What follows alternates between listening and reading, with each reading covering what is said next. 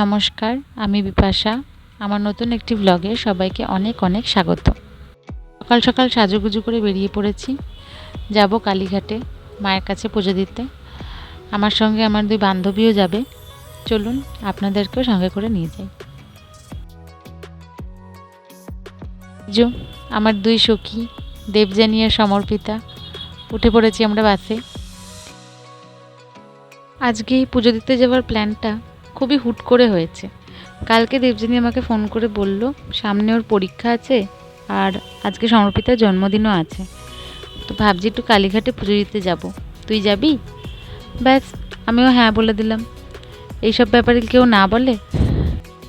এমনিও বড়দের মুখে শুনেছি যে ঠাকুরের স্থানে নাকি ঠাকুরের ডাক না পেলে যাওয়া যায় না, তো ঠাকুর যখন ডেকেছে তখন তো যেতেই হবে।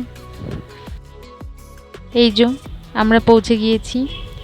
এখানে দেবযানীর এক পরিচিত দাদার দোকান আছে যেখানে ঠাকুরের সব জিনিসপত্র বিক্রি হয়। ওখানেই আমরা আমাদের জুতো টুতোগুলো খুলবো, হাত ফাত ধোবো, ধুয়ে ওই দোকান থেকে আমরা ঠাকুরের জন্য ধূপকাঠি প্যাড়া সব কিনে নিয়ে তারপর পুজো দিতে যাব।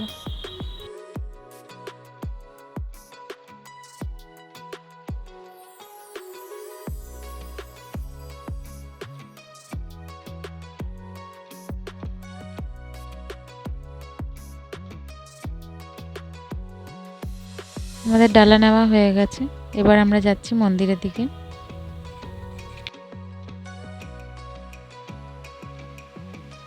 আমরা দাঁড়িয়ে পড়েছি লাইনে মায়ের দর্শন করার জন্য।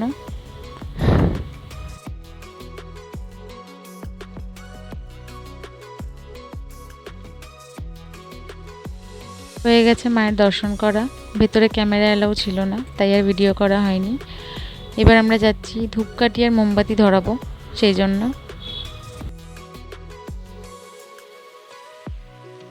হয়ে গেছে পুজো দেওয়া শেষ।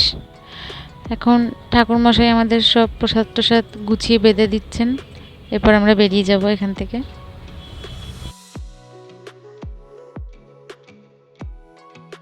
প্রসাদ পেয়ে গেছি, চলো এবার বাড়ি ফেরা যাক।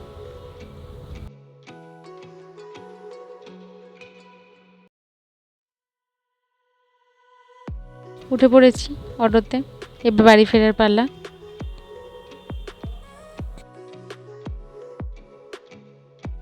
চলুন, প্রায় এসেই গেছি।